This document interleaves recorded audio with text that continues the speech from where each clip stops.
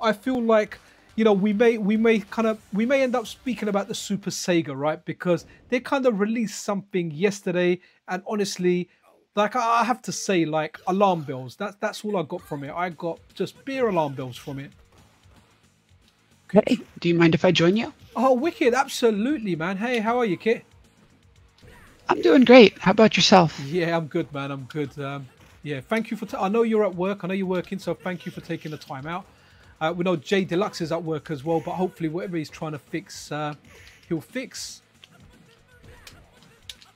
Right. Any Saturn games you want to see, Kit Trinks, that we can run while we chat? I just put this on because, you know, Street Fighter. Hey, we've got the retro rehab in the house as well. Jinzist, is that how you say it? Jinzist, join the convo, man. Hey, let's see. This is Saturn, you say? It is, yeah. So I wanted to put Sega on because I felt the video that Super Sega dropped yesterday, which at the moment I'm calling it as I don't believe it until I see an FPGA. So I thought maybe that will come in conversation. So I thought let's start with a Saturn. So the kind of idea I had was, even though we're going to talk and we've got no thing, as far as having something like for visual eye candy, we can go with themes at sometimes, you know. Like today we'll go Sega. I started with Saturn, but, you know, we could do Mega Drive, Master System, whatever. It's all good.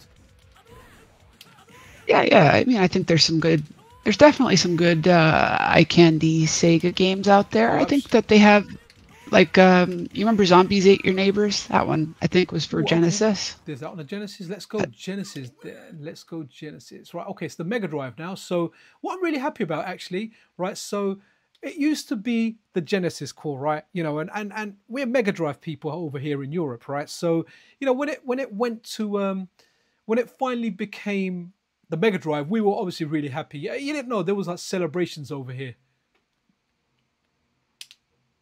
Yeah, I know that, like, in South America and Europe, right? Mega Drive was like the big thing.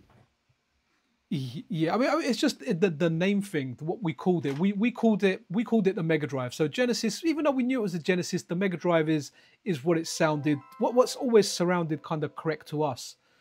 Whereas obviously I know you guys refer to it as the Genesis, but it really is just a name thing, nothing else.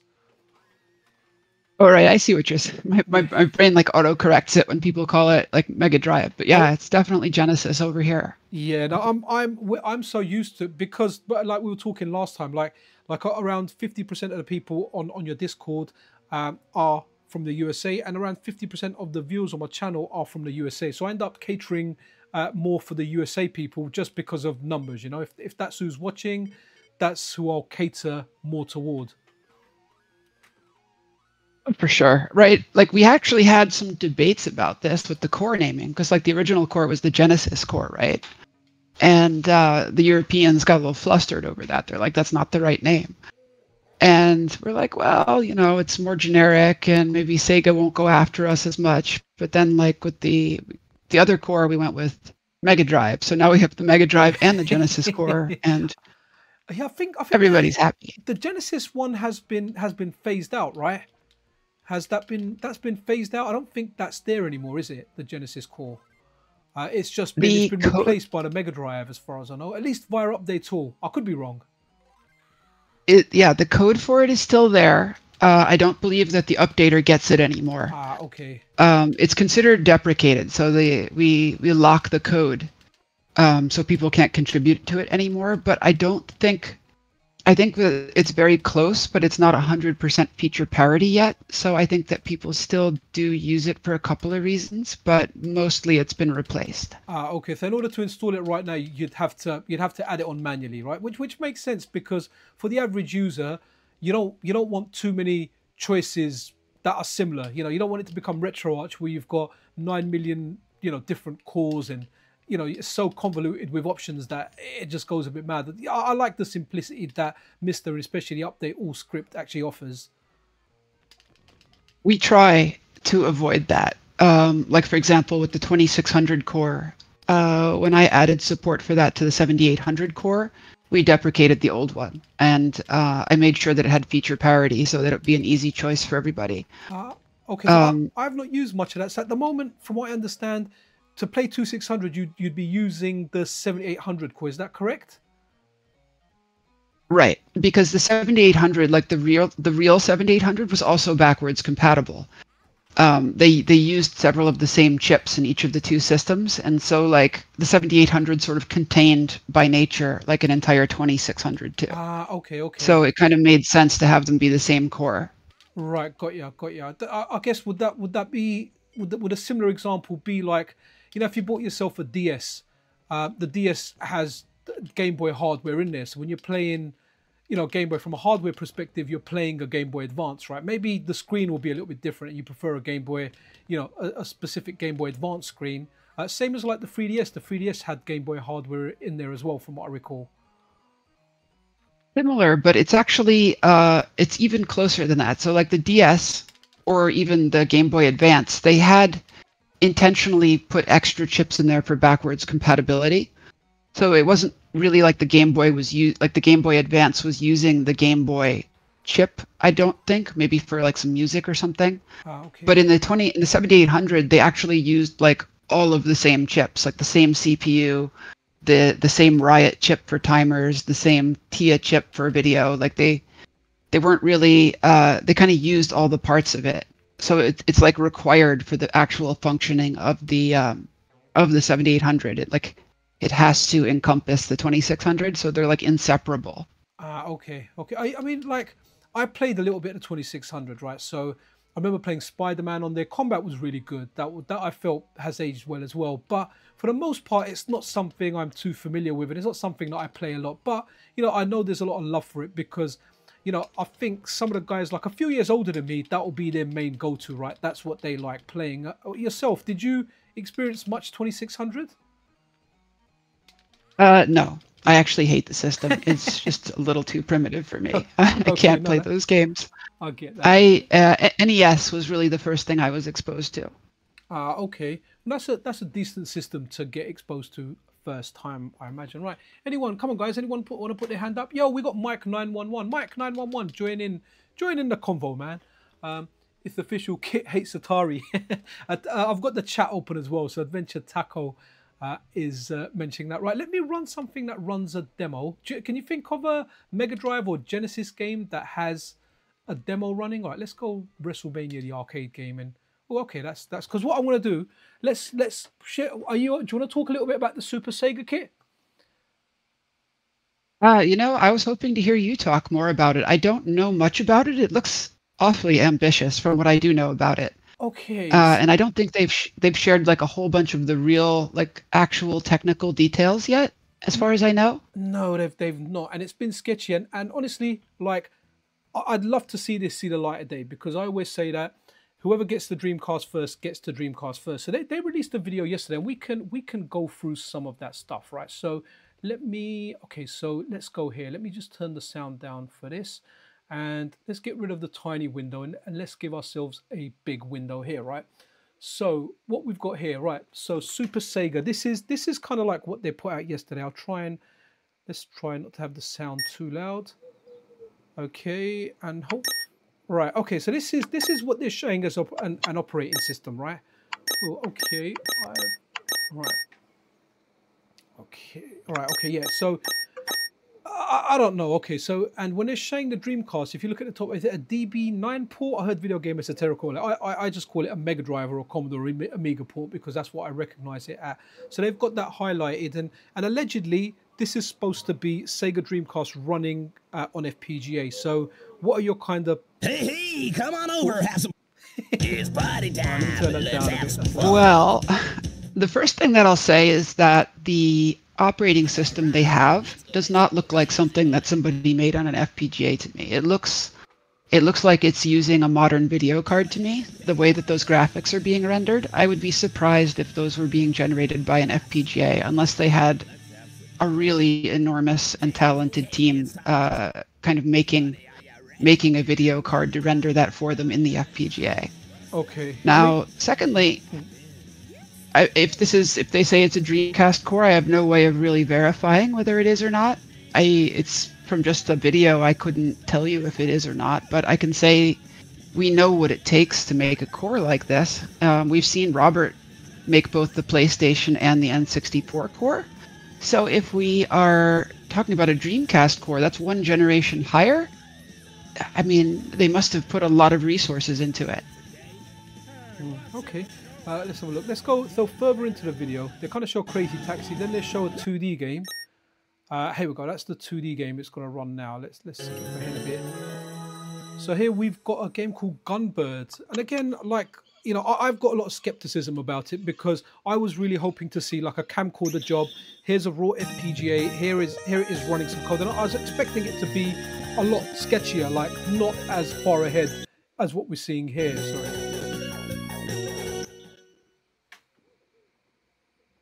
Did they say this was actual footage captured from the device, or Yes, are they this is supposed maybe to kind of dancing around language, so this might be a mock-up of what the device will be like? This is, as far as they're saying, they are saying that this is actually like the FPGA core running. It's allegedly running on an FPGA. Now I know some stuff could be lost in translation, but from what I understand, they're showing cores running. But again, like they haven't mastered the Master System core. That was a little bit choppy. But all of a sudden, there's a Dreamcast core here. Now, I hope that in time, we can see something or something is shown about it. But for now, yeah, I don't know. I'm definitely more skeptical than I am like optimistic about this at the moment. And my opinion on that can change. I just want to call it exactly as I see it. Sorry, I just want to check because I got a message. Okay, I don't believe them. Okay, so Adventure Taco doesn't believe them. Mike 911, hey Mike 911, I am still learning as well, so I've literally discovered a lot of the stuff. So yeah, I'm definitely more skeptical. I've offered them as well. I've offered them to come on the channel for a live Q&A, and that didn't really go too well because they wanted my WhatsApp number, and I was like, look, I don't really use my personal WhatsApp number for comms for the channel. Discord, Zoom, Google Meet, Teams, whatever. I'm down for it, but I don't think they're so interested because I guess they don't like the fact that I'm being quite critical about them. But they've only given me a reason to be critical because they've not shown anything. They've not, I want to see that camcorder. I want to see something running similar to how we've seen the Neptune and other projects where someone's got a camcorder in the FPGA. You can see him pressing buttons. It's corresponding to what's happening on screen rather than literally I could edit that and say I've made a call, which I actually did in my video yesterday. I'd done a mock-up saying I made a Dreamcast call where I just put stuff together, and then I said, look, it was a joke. So anyway, let's look at the third game. What did you think of that one, Kit? That shooter there that you're playing? Yeah, I mean, just how it's running. They either captured the video in low FPS because there's a lot of frame skipping. You can see that a lot in Street Fighter as well. But what did you think of the last game that shoots a Gunbird, which allegedly, according to them, is actually running on a Sega Dreamcast? Well, I mean, it was running on something. I mean, I couldn't say what they're running it on there. I mean, that could have been I mean, I don't want to call them liars, but that would be very impressive if they have it running. If their first video of this thing running is that good, I would be very impressed. I would expect it to be, more kind of along the lines of a few triangles turning on the screen. You know what I mean? Yeah, like early the way we saw Robert, because I wasn't there for the PlayStation core, it was a Nintendo 64 core. We had just a few things forming first, then a few graphics, then a title screen, a little bit of music, and slow. It was like a jigsaw puzzle where you had like one small piece, then another piece, and another piece. And a few months later, we had like a absolutely lovely picture, which over here they've just started with a bang. Now in the instance that they might be right, like awesome. Let's kind of see what becomes. But yeah, I think that's the kind of right approach, right? Until something's proven. Awesome. Until not, we can be optimistic and skeptical.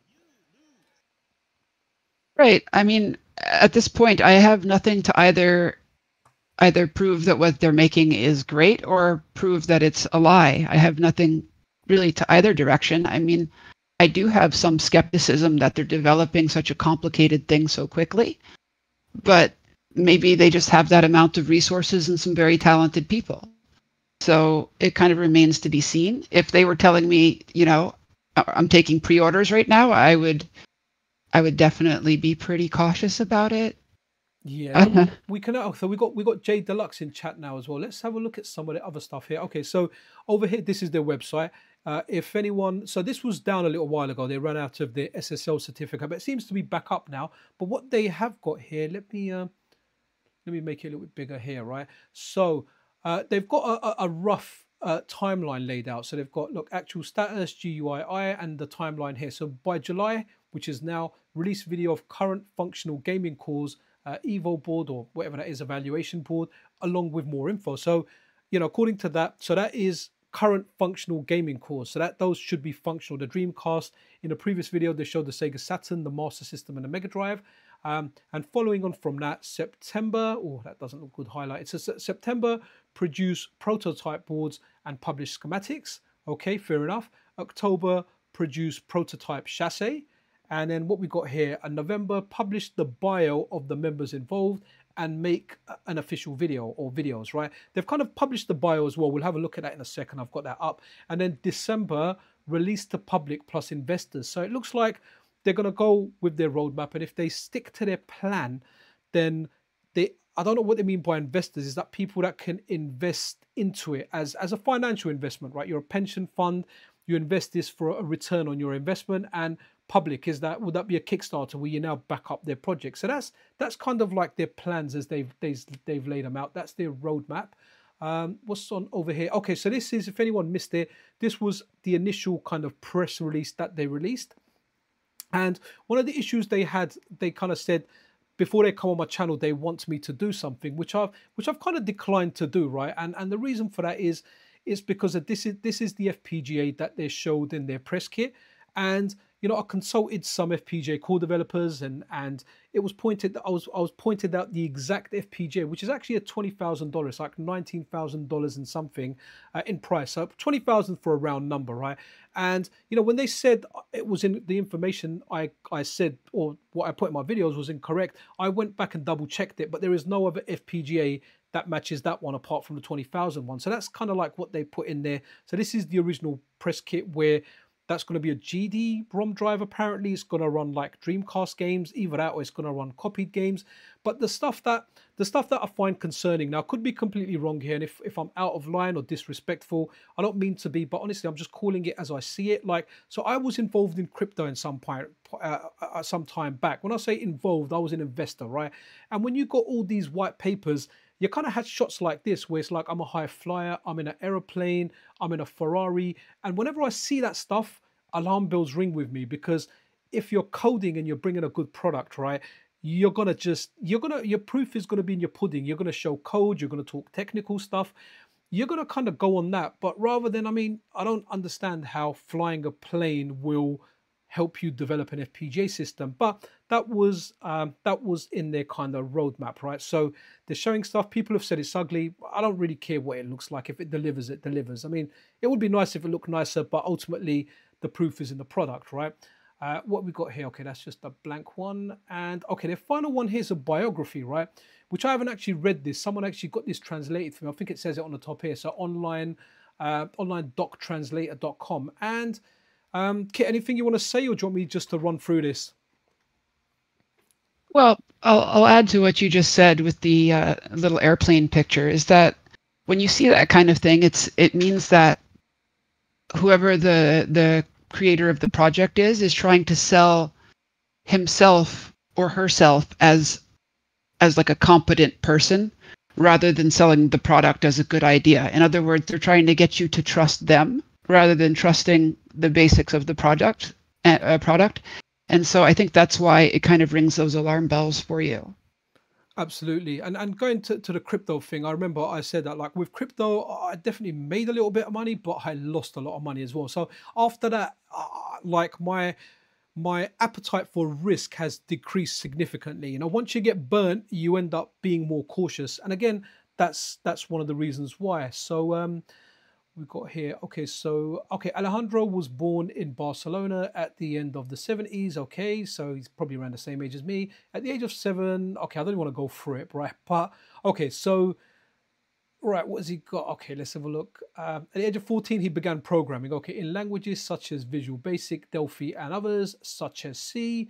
After a couple of years with an Oric 1. His first and only game console was Master System Plus, even though he met up with friends to play Mega Drive and Super Nintendo. Okay, so a little bit of a background story. He started programming when he was 14.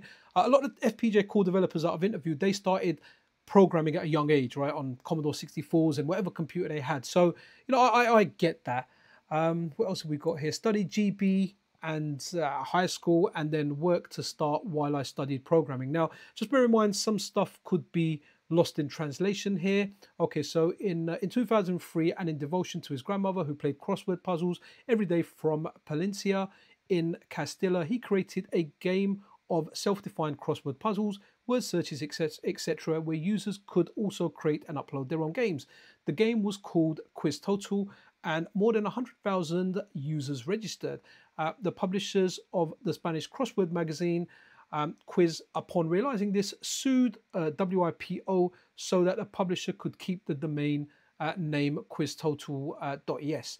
And as they were proven right, after several versions, the game was discontinued. Okay, so Wayback Machine, where they kind of started Super Sega. What we got here? Because if I read this, it's going to take a long time. And again, look, alarm bell here, right? We've got them in a Ferrari, and stuff like this that I really, really dislike in white papers or, biographies or whatever you're putting out. You're putting a Ferrari, but if we have a look at it there, are they actually driving that Ferrari? Because that looks like some kind of showroom to me. So is this a picture you've taken in a showroom sitting in a Ferrari, or is this your Ferrari? Either way, it's not something that I'm really into. Yeah, it definitely is giving off that kind of vibe of, hey, look at me, I'm this big shot, give me your money. I just landed the plane and I'm in a Ferrari now. So, okay. And Alejandro and anyone from Super Sega, guys, I am being critical of you, but honestly, the day you show an actual prototype and you show an FPGA and you show proof, I'll be like, okay, like, we're seeing this, If you want me to verify anything, I'm happy to verify stuff and run it on the channel. But until that happens, guys, understand that, everyone on the channel is skeptical about it. I'm very skeptical about it as well. When you kind of post pictures of yourself in Ferraris and flying on planes, yeah, it's going to add to that skepticism, right? We want to see your coding skills. We want to see what you guys can actually do. Yeah, okay, you can ride a Ferrari. Awesome.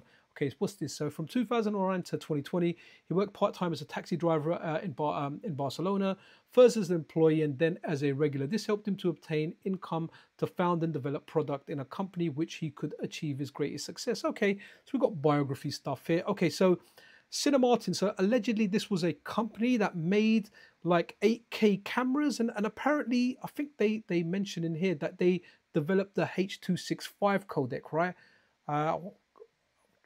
Let's have a look. Yo, Jay Deluxe, you're still in chat as well, man.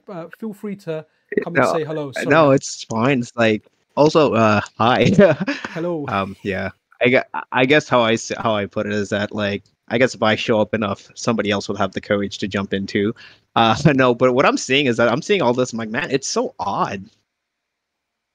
It's just like I'm seeing all these like biographies and all these like history lessons. I'm like, okay, like what does it have to do with a Sega FPGA system? Maybe it's just trying to show, hey, we've done this, therefore we can do that. Yeah. Right, it's trying to build confidence in the person that you're investing in rather than the product. And that is sus, for lack of a better word. Like there's almost more about this person than there is about the product. What I would really love to see as like a person who understands this market is I would really love to see like just some nerd, like some programmer kind of do a short YouTube video that walks through the board and maybe even talks about some of the challenges they had, like some of the problems that they encountered while they were developing this stuff. And yeah, you might say like they might be giving away the shop there, but like the reality is anybody who develops these things is going to know kind of all the chips that are available anyway. So telling us like what chip they're using isn't going to be giving away some secret. In fact, hiding the chip that you're using is very suspicious. So they've I think Sorry, they've actually think on sent me a chip that they're going to be working on, which I haven't got it to reference here, but it's got 103k logic elements. That's the one that they sent me, and it was like 223 euros. I'll see if I can dig up the picture. And oh, actually, I have got it. I'm going to bring it up in a second. Sorry, Jay Deluxe, go ahead, man. No, I mean, how I kind of see with any like FPGA product on the market, it's that, the majority of the time, like if you just show it to somebody who doesn't know these things, they'll be like, okay, why should I care? And I think it's kind of like, I mean, I wouldn't say it's our like responsibility as a community, but I'm pretty sure guaranteed that it's going to be, people are going to be asking communities like us, like, what does this all mean? And I think it kind of trickles down to be like, okay, well, we have a product like the Super Sega, then we have us being the FPGA community trying to understand this, and we're trying to help sell it to, the masses kind of thing. It's kind of like that kind of dynamic. And I kind of feel that, what Kitrix is saying is that if we just have somebody who can explain these things to us and we can understand it, we can at least help, promote it, or like, actually encourage these companies or like these people to, just to, actively continue development, Okay, not fair point. Well, yeah, for sure.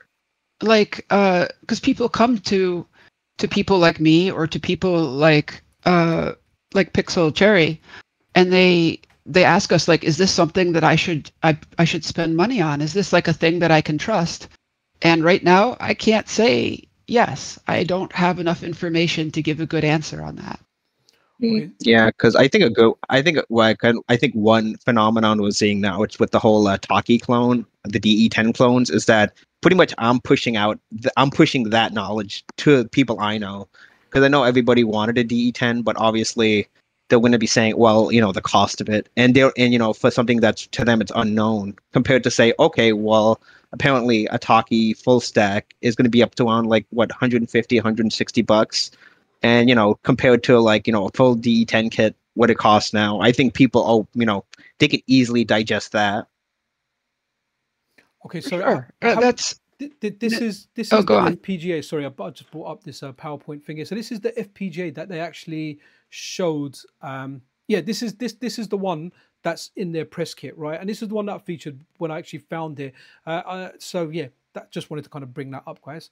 Okay, so they've got a Xilinx in there. They've got a Xilinx, but it's not. This is a 20,000 FPGA. So after that, they kind of sent me, they sent me an email saying, please consider this one. That one I haven't got in this PowerPoint, but that one was like, it was 103,000 logic elements, and it was £223. So it was a big step down. But then, running that past other core developers, they said there's no way Dreamcast would be able to fit on that. So again, skeptical. Yeah, no, that would be much too small for Dreamcast, in my opinion. Yeah, let me find that anyway. But yeah, you and JD elaborate a bit more, and I'm going to try and find the FPGA that they sent me. Well, definitely the one that you've linked there is completely out of the question, because even if you can say, okay, well, that's just like the retail price, right? And they can get a discount, but you can, $20,000, you're not going to get that quite as discounted as you need to make a viable product. Absolutely. So yeah, I would really love to see just, someone who knows, like somebody who seems like they are one of the people who worked on it, just kind of talk a little bit about like just the trials and tribulations of working on it. Just something to give me confidence that like, oh, look, they have like a real engineer who knows what they're doing there and can talk in a way that it seems like they've actually been working on real FPGA code. Like they don't have to give away their code or anything like that. Like I'm not that skeptical, but they really haven't given me much at all to go on yet. Right, I've just gonna bring up the FPGA, just doing some stuff in the background here. So let's let me just open this. Sorry, because I've got so much stuff open, I have to be careful of not to reveal too much. Here we go. We've got it. Right, let's get rid of this PowerPoint of what they said. Okay, so here's the FPGA that they sent me. So when I did the video previously and I showed the 20,000 one as a match, now bear in mind I did speak to some core developers. I won't name who they are, and I got professional help in locating that FPGA. And then when they said I was incorrect, I double checked it. I said, look, is there any way that you know, we've made a mistake, or, you know, you've given me the incorrect information. And it was checked again, and it was like, no, that is definitely the one that they've shown me. So they actually reached out to me, they sent an email, and they said, okay, you said it's the 20,000 one, but consider this, right? So I don't know if you're familiar with this kit or JD, like this FPGA here. I mean, I know that X-Links exist. Well, I mean, how I don't know. Maybe they might be developing in segments. I don't know if that's a thing. I can't imagine that it would be like, the only thing I can think of is maybe they've put together some kind of hybrid system where like the GPU is on the FPGA and the rest is CPU somehow, but that would be very complicated compared to just getting a bigger FPGA. And probably not very effective. Okay, what we got here? Yeah, I don't know if maybe they're just holding out until like something better is coming out. I don't know if they ever like if they're ever eyeing the Agilex lines. The Agilex are definitely a great new product from Intel, or I guess Altera again now. But even those would be pretty expensive. Like, you'd need sort of a MiSTer-sized one to get close to Dreamcast, like bigger than what MiSTer has right now. So you'd either want to go with like a cheaper brand, kind of like Mars is saying they're going to do, or you'd have to spend quite a bit to get an adequately large one for Dreamcast. Okay, so this one here, I've just highlighted it on screen there. So so you've got all the specs down here, right? So, but going further down, let's bring that to kind of top right. So number of logic elements, 103,320, right? That is actually almost 7,000 less than the MiSTer. So again, doesn't make sense that you can get Dreamcast on this. And another thing with the press kit, it's like, okay, do you know what? You shouldn't have really shown this one. Why not show this one, right? If this is what you're working with, unless in their defense, let's just say they wanted to show you know, that they're working on FPGA, and they just went and, like I do sometimes when I'm doing a video, I'll go into Google and I'll put in FPGA and I'll just grab an image, I'll remove the background, and I'll add it to a thumbnail. Whether they did that, if that's something they did, then, you know, it wasn't a very wise move, you know, having a $20,000 one in there, right? When you could have put something like this, which is my local price, 221.02. If I'm going to give them the benefit of the doubt, I would say that maybe they are developing on a better board than they intend to use in the end, because sometimes you do need more, like, for example, console dev kits have more resources than the actual consoles because you have all the debug and, you know, it's just not efficient or optimized yet. So, like, I could give them the benefit of the doubt there if they represented it as like, this is what we're using for now, but it won't be the final thing. Like, I could kind of see that maybe if it was a communication thing. Okay, no, that makes sense. I went done a bit of a dirty one yesterday, which, oh no, let's get rid of this YouTube advert. So just as an example, because again, going back to, you know, until we see it, right? I done a bit of a dirty one, which was, I kind of revealed that I was working on a super secret Sega Dreamcast coin. Now, this is just to put into perspective that, you know, until we've got better evidence, this kind of stuff is very, very easy to do. So I just kind of ran the MiSTer. I created a folder on the MiSTers in one of the directories. There you go, called Dreamcast on the 13th of 7. And that's me in Notepad just doing MiSTer. And there we go. We've now got Crazy Taxi running on the MiSTer. And this was just to kind of put into perspective that until more tangible evidence is given, you know, anything can just be doctored like this. But I don't know if you guys have got anything more to kind of add to this, but I'm quite happy to move on to something else. I thought it was important because they did release a video, and I kind of want, you know, as much as I want people to get hyped about it and enjoy it, I want them to just be on the side of caution, especially when it comes to the stage of giving any money. You know, hopefully by then there's some more proof out there. No, I'll just kind of cap this by saying, like, it definitely does have a little bit of a too good to be true vibe to it. And to the people who are making this, like, please give me something. Give me a little something so that I know what's up and I can give good advice on this to people. Yeah, all I can say is that, hey, if they can manage this, that's awesome. I mean, if they lie, I mean, that sucks. But I think we're at the stage that we should just manage expectations and just wait it out. Okay, that sounds good. Right, let's go back into the Discord window. And guys, have we got any other takers for conversations? Like, come and join the fun. Honestly, it's chilled. Like, if you got stage fright, don't worry, we will ease you through it. Right. So let me get rid of this big Chrome window and let's get this tiny Chrome window. So we have got a bit of representation of what's going on there. Oh, okay, we've got Cannibal. Sorry, I've just noticed that in here. Yo, Cannibal in the house. How you doing? So Jay Deluxe is Cannibal. So what I've been doing in the meantime, right, is when I'm stuck in traffic, I'll go into voice chat, and usually if JJ's around or Cannibal, they kind of join in the conversation. So Cannibal, you know what? Join, man. Like join. Start with whatever you want to say, man. Floor is yours, bud. All right, so the only thing I'd like to discuss right now is what games have you guys been playing since, let's see, the release of the N64 was the latest console, right? I think so. Let's do it alphabetically then. Jay. Okay, so Jay Deluxe, K, and then I'll go last with P. So Jay, anything about the N64 about Cannibal's question?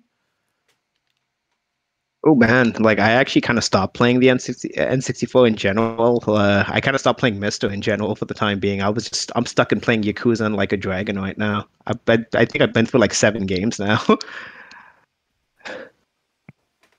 Well, as for me, I actually haven't played anything on the N64 core yet. I've been wanting to revisit the Castlevanias, and I know that they are a divisive game for that system, but I was sort of waiting for the core to mature all the way until I really wanted to play anything on it, because N64 is a little bit of a challenge for me anyway. So I just kind of wanted it to be as polished as it could be, and I just haven't gotten to it yet, honestly.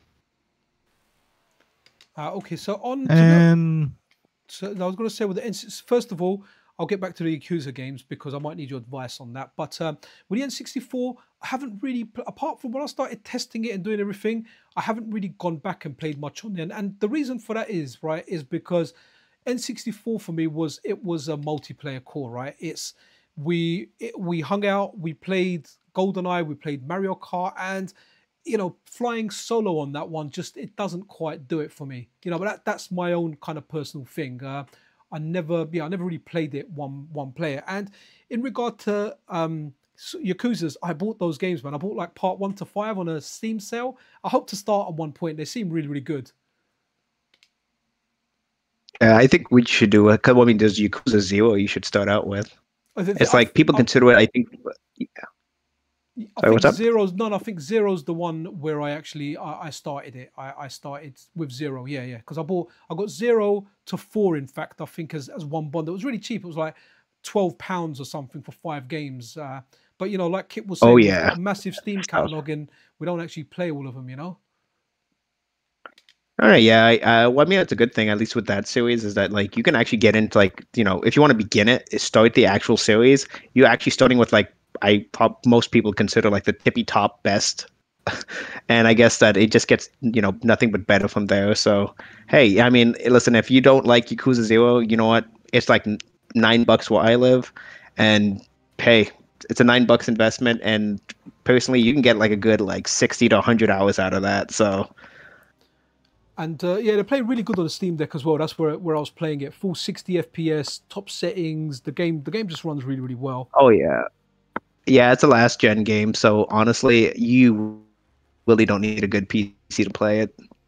Yeah, my PC's just been downgraded because the one I had with a 4070, there was issues with a USB. So my 10-year-old is rocking Minecraft in RTX while I'm using one with a 1660 Ti and 24 gig of RAM. So it seems to be holding out though, since I'm only ever playing like retro games. But I like having a new game installed on my PC, even though I never played it. Just the fact that I knew I could play Monster Hunter World with, fully loaded HD textures on the highest settings at like 100+ FPS. It was a good thing to know. Now I know I can just about hit 60 on medium settings. Oh, actually, I might have to drop out right now. Lunch is almost over on my side. But hey, you know what? Cannibal could take the wheel, and I guess if anybody wants to jump in, please, by all means.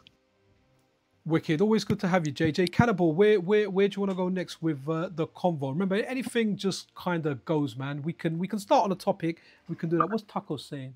That's what I learned from this. Peace, JD. Oh, wicked. Alrighty, yo.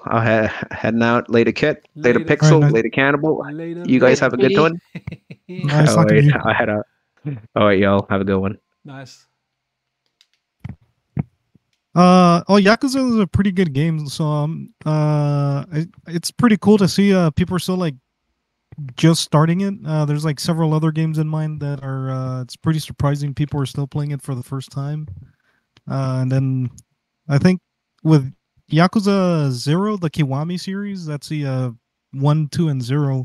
One thing you're gonna learn is that like when you get to number 3, it's gonna be like a shock because they kind of go to the back to the PS2 style mechanics and in the menu system.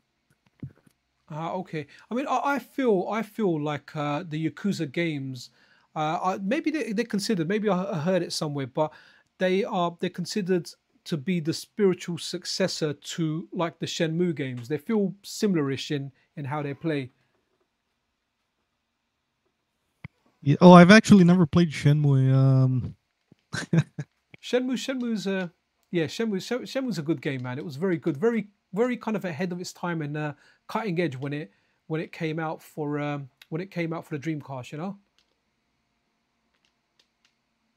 On the Dreamcast, I mostly played let's see, like arcade stuff. Spawn in the Demon's Hand. Oh, that was a Capcom game, right? Spawn. I loved that game. Yeah, and then the same developers came out with a sequel that improved the mechanics called Heavy Metal Geomatrix. But I prefer Spawn, just because Spawn had the it's a characters in character. there as well, man. That was hectic. I played that game a lot on the Dreamcast, man. I used to play that, and there was another game called Cannon Spike that I liked a lot. Have you played let's see, on the Zombie Revenge? I always make sure people play that game at least once on the Dreamcast. Which game's that? Zombie Revenge. No, I don't. It doesn't. I don't recall it. Maybe if I see screenshots. It's of it or something. yeah, it's basically part of the House of the Dead series, but it plays more okay. like a yeah, it's pretty much a brawler like what's that game I'm trying to think of? Dynamite Cop. Okay, cool. No, I'll have to check. Is that on the Dreamcast? Yeah. Yeah, that's on the Dreamcast. Cool. I guess people who like what's his name, Video Game Esoterica, would probably like it if he hasn't played it. It plays kind of like Chaos Heat. I know he made a video about the GNet. To be honest, he's played most games out there, man. It's very rare to find a game that guy hasn't played.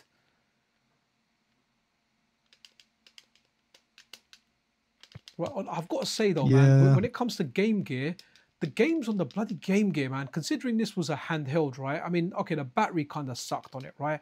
But wow, like the quality of games for a handheld are amazing. Even though like the Game Boy DMG will always be my favorite, man. You can't dispute that the games on this are just wicked. I think the Neo Geo Pocket is one of the handhelds we took for granted. It pretty much had like one of the best downscaled versions of a fighting game, King of Fighters, SNK versus Capcom. And if you play them today, it's like they hold up pretty well. Surprisingly, yeah, they do. For, they do. You can combo in them as portable well and everything. Game. I do play them every once in a while, in fact, just because my cousin, he's a big handheld fan. He always mods my Game Boys, and he's got the original hardware, link cable. So we play SNK versus Capcom every so often, and yes, it's definitely a lot of fun. Definitely a lot of fun. The Game Gear is effectively a Sega Master System. They're almost identical technologically. So it had a little bit more power than the Game Boy did, which was like its own proprietary thing. Also, yesterday I made a joke about that. Somebody said yesterday somebody posted those the Chinese handheld emulators, and someone's like, oh yeah, that's me. I'm a Chinese handheld emulator. I'm like telling the guy, nah, we're all Sega Game Gears. We got too much ambition, not enough energy to do it though. Yeah, I remember having a Game Gear. I remember buying 6 batteries, not even rechargeables, man. and they got drained quick. And I was like, nah. And I think that's obviously that is why the Game Boy DMG was a success. And it you know, even though the Atari Lynx was more capable, the Game Gear was more capable, right? The Game Boy DMG done the best because, you know, you put like 4 batteries in that thing, you're getting like, you know, hours and hours of gameplay, you know, not minutes of gameplay. Oh yeah, that's right. Because it required like 6 AA batteries or something. Yeah, You could also play it with an AC adapter. Yeah, I didn't have the AC adapter, you know, because back then everything was expensive. You know, you had to get it, so it was like I don't even know how I hustled my way to getting a game. No, to getting a Game Gear. I remember how I got a Game Boy. I don't remember how I got the Game Gear, but it was something that I had then I sold. Like so, as a kid, you know, finances were very, very much so limited, right? So I had to, in order to get a newer machine, I had to sell one of the older ones. So, you know, when I had the Game Gear, I remember selling it. I don't remember what I bought with the funds, but it was definitely, it was good. I liked it, but it's just the battery aspect of it. It didn't last. So the Game Boy DMG is something that I had for a long, long time. One of the games I remember playing on it was Mortal Kombat. That was a pretty weird experience because it played like I don't want to say exactly like the Sega Genesis version, but Is that the Game Gear handled version pretty you're talking well. about? The Game Gear Yeah, version? the Game Gear version of Mortal Okay. Kombat. I haven't. That was You haven't got the full set on it. but I mean, it definitely played much better than the Game Boy ports. That's what I will say. The DMG fighting games were terrible. There's actually some decent ones on the DMG, right? Let me see if I can get some of those, because what people don't realize, they made like a Samurai Showdown game on it, and there was some SNK games that were ported over, and they were very, very playable, man. They had like support as well for 2-player via a link cable. Like, done really, really well. I just hope I got the Game Boy set on here, because I tend to use my unstable version of MiSTer a little bit more. I've got separate micro SD cards, but I end up using the unstable one more than anything else. So look, okay. I actually solved that problem by having a like a remote store for all of my ROMs, and that way, like I map it to a local drive. Like I map it to the folders on the MiSTer, so that I always have the same set of ROMs, no matter which MiSTer I'm using or So are you doing which it base. Is it a network that's you're right. doing it over, or? Yeah, it's networking, so it's like network attached storage. There's actually, if you ever want to put one of those together, somebody, oh gosh, I wish I knew the names off the top of my head, but somebody makes a retro NAS, which is all set up to thrive for MiSTer. Okay. I think it's actually called retro NAS, NAS. Okay. Maybe one day. I'm just too. Do you know what? I've got most of the stuff that I want. I'm not like on my vanilla micro SD card. I've got all the ROMs because I mainly want like 8 and 16-bit. I've got everything on here. What takes up most of my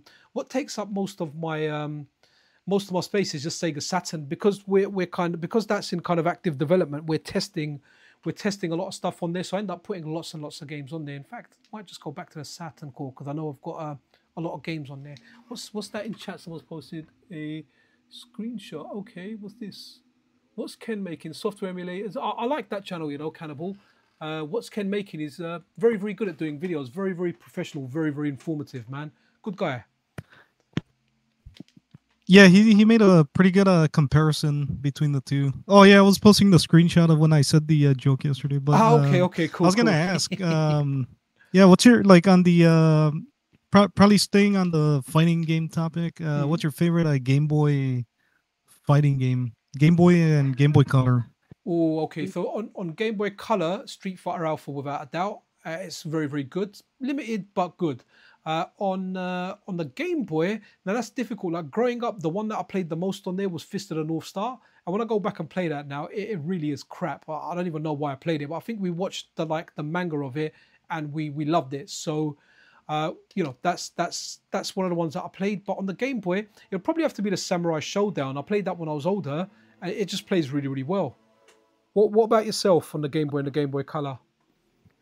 I actually didn't know there was a Samurai Showdown on Game Boy. Yeah, but for me, it's. Do you know what? Let me. Oh, my bad. No, that's right. Oh, I haven't updated. You know what? I'm gonna I'm gonna let us know what your favorite fighting games are. I'm gonna try it, and I'm just gonna cut out my MiSTer. Let me get out the other micro SD card because we can have a look at those games. They're really good. Let me put in my vanilla micro SD cards, and hopefully everything will come back and it won't crash OBS. It should be all right actually. Well, if I'm being perfectly honest, I did not realize that there was going to be any fighting games for the Game Boy. It just seems like a system that, like, I remember some of like the Castlevania games for that, like the original Castlevania Adventure. Like it's hard for me to picture a fighting game working on that system, but I believe you that somebody tried.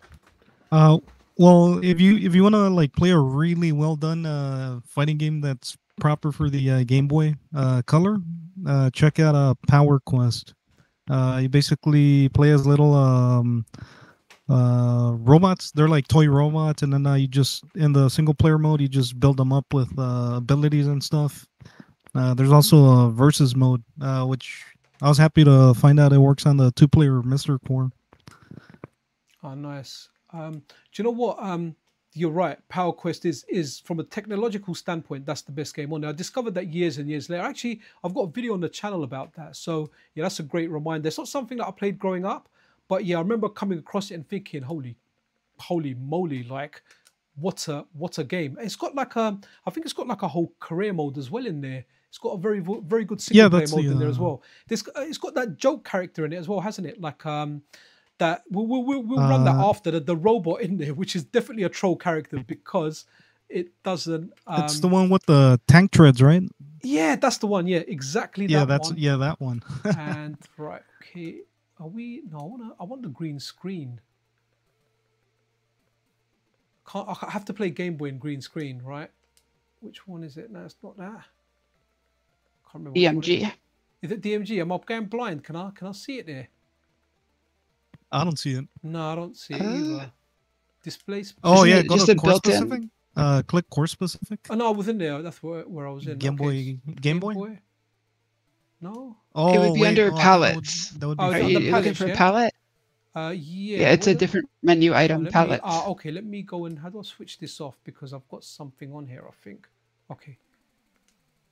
Right. Oh, here we go. Let me go no filters first. Okay. So where is palettes? Right. On the left. Oh, is it? It's under the basic core menu. It's not part of the video stuff there. So just go to the regular. Okay, and then nope. Okay. Is this Super Game? What are we playing here? This is just Game Boy. I just want the green screen. I like it to look like a Game Boy. Anywhere here? It should be in the basic menu. Yeah, I'm in there now. I can't. I've definitely done it before. Oh, hold on. System. No. Okay. No. Okay. It seems like you have less menu options than you should here. Yeah, I don't know. You might have to update the. I haven't updated this one for a long time, you know. But it did have green on it even last time I used it. Okay. The default palette should be the DMG palette. That's the one that I coded in there as the basic, automatic palette. Hold on, is it audio and video? But this is. Yeah, that's where it should. Okay, so it's down below. There you go. Cool. Sorry, it was just kind of in a strange order there, honestly. No, that's all good. Okay, so this is Samurai Showdown on there. We're talking about fighting games. So, funnily enough, when did I discover? I think I actually discovered this on the Analog Pocket when I was going through lots of different games, and so a friend came around, and I think we played 2-player on this. I can't remember whether it was with a Game Boy or whether it was with. See, have we got sound here or? Okay, let me give it a little bit of sound. So there is a bit of sound. If it look like, I mean, wow, like I never knew these existed, right? On the time let's see how big Earthquake is. They've done a good job with Earthquake. See if he's very big. They probably squished him. Yeah, let's see. So I just learned about this game today. Yeah, I found this out like when I was older, and then a friend come around, and I think we linked either Analog Pockets or an Analog Pocket and a Game Boy. Right, so it's not massive, but they've made them chunky. But like seriously, like you can run and command grab in this. For example, if you pick like Hanzo, I think Hanzo's got a command grab. So look, like it's nuts. 2 buttons, obviously. Let's see if there's any. I'm trying to do. And you know what? Right now that we got Kid Trinks on the line, so for the 2-player cores, like theoretically, would it ever be possible to network the inputs across, like from one MiSTer to another? Okay, so that's something I've thought about a lot, is how you would do that. So the way you would do that on like a software emulator is you'd have to have some form of rollback to make that work properly, because you can't keep two independently running cores like technologically synced unless you're sending the state to one or the other. So the first thing is that it requires sort of a save state system in place, and then on top of that, it requires a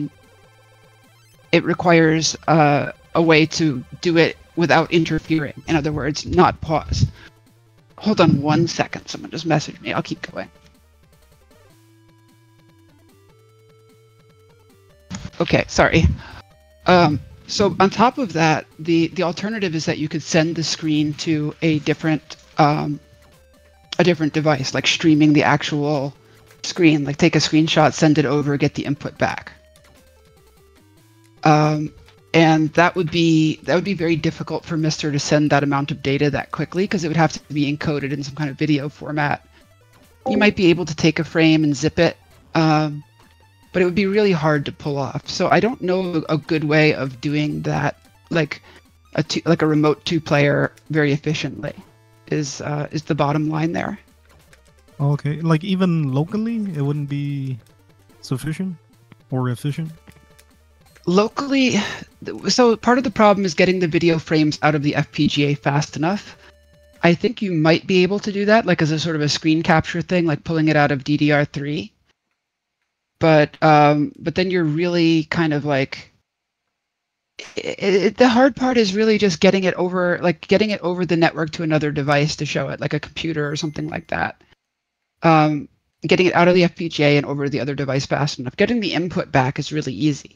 Like getting input sent and injected into the MiSTer, that's very easy to implement. It's getting the other person to see something in sync with you. I see. So it would still require, well, So is there a reason you want to do that? Have you got like two MiSTers and you want to play independently on like so you want it on like two separate screens? Is that why you want it, or is there a reason? Pretty much, yeah, because that way when you play a Game Boy game, it's two different devices, so you both see different menus. And sorry. Maybe I misunderstood you. If you mean just to implement the link cable, that's not hard to do. Okay. Oh, well, yeah. Let's see. I lost track of my own question, because I was also thinking of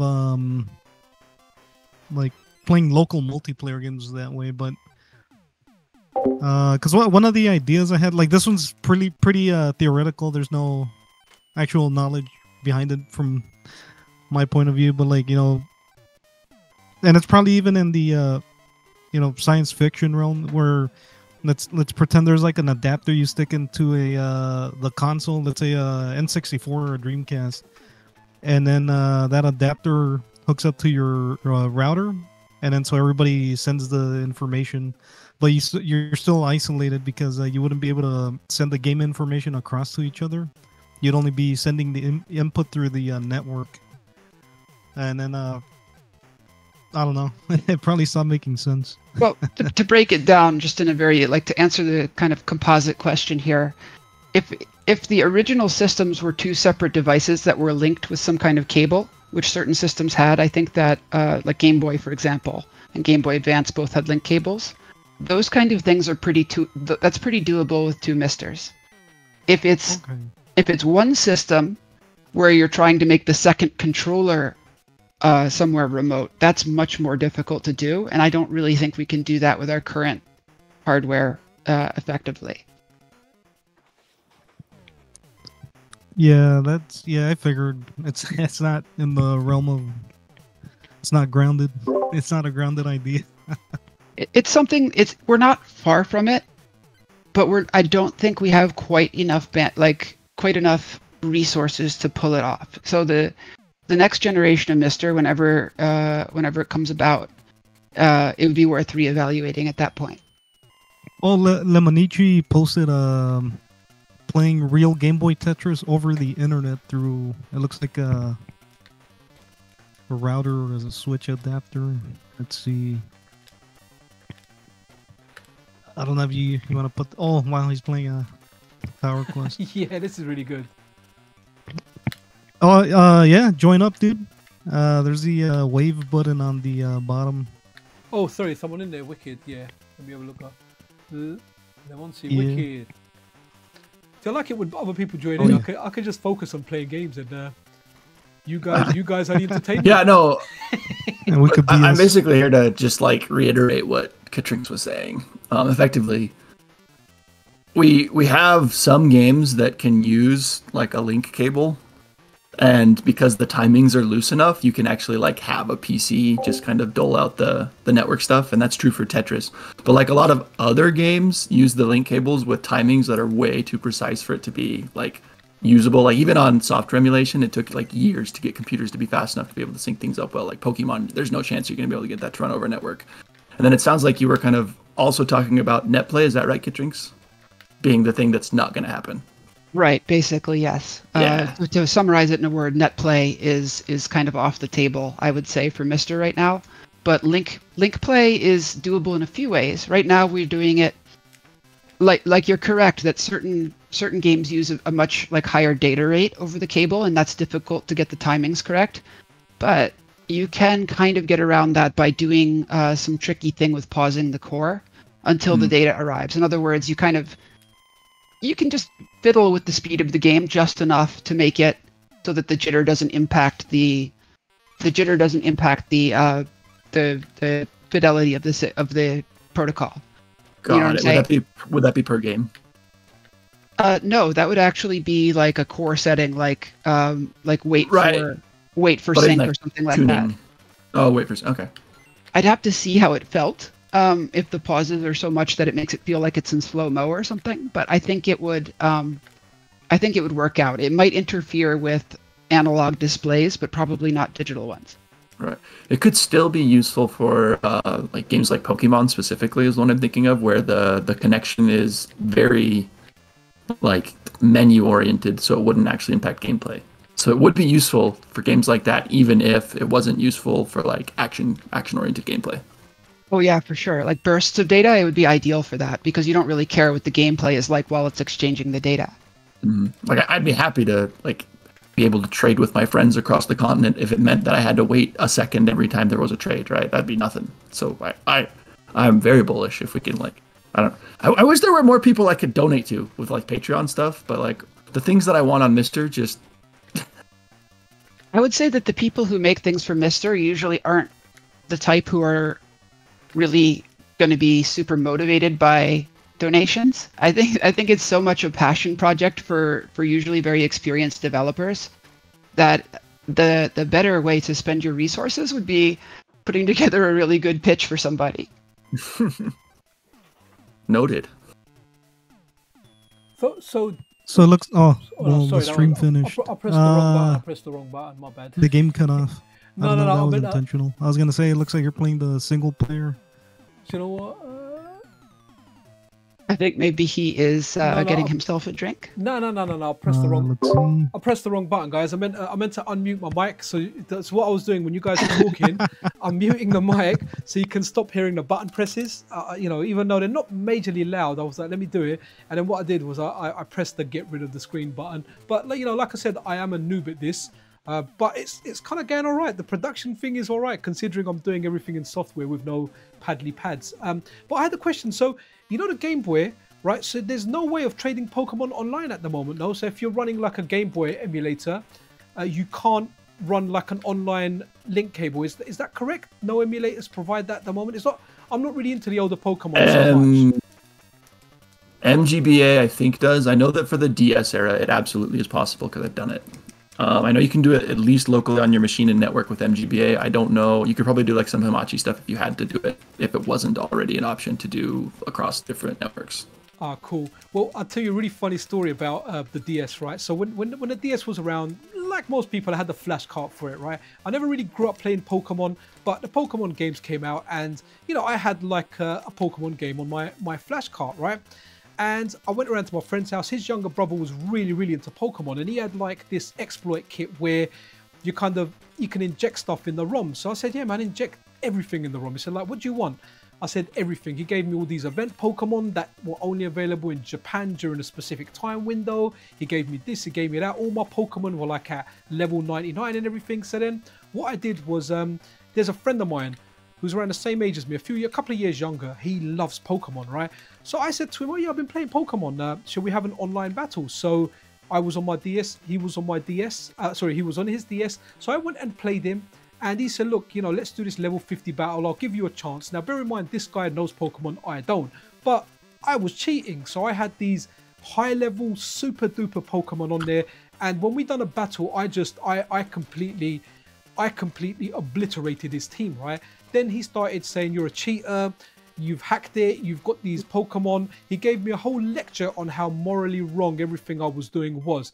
So I said to him, look, dude, like, all good. I'm just messing. Like, I trained up these Pokemon. He's like calling the BS, right? And I'm like, no, really, I got it. Then he said to me, look, people like you ruin the game. He gave me like a lot of lectures, right? So in the end, I said to him, look, I'm really not interested in Pokemon. Would you like these Pokemon? And he completely agreed. And I guess the moral of the story is he was on a high horse saying this shouldn't be allowed. But when I offered him all those cheap Pokemon, man, he took them in a shot and gave me some crap Pokemons in return. Wow. Oh, you basically Pokemon sharked him. I had definitely Pokemon sharked him. But I'll tell you what was amazing about the DS as well. I didn't know, because I remember I was, these are early days of the internet, right? And my brother-in-law was in my room with me, and I was telling him, I'm trolling my friend, I'm doing this. And I don't think my friend heard it all, but all of a sudden I heard my friend's voice come out of the DS. Sorry, I might have said Game Boy. I heard his voice come out of my DS. And only then I realized that the DS actually had voice chat as well. So, it had a mic, it would pick up your voice. And when you're playing online Pokemon with a friend, you can actually voice chat with one another. I had no idea that was happening until I heard my friend kind of call. But lucky for me, he didn't hear the part where, I was telling my brother-in-law that I am going to obliterate him. But I just found it hilarious that, someone's like, you're wrong. And then you offer them the goodies and they take it all. That's pretty awesome.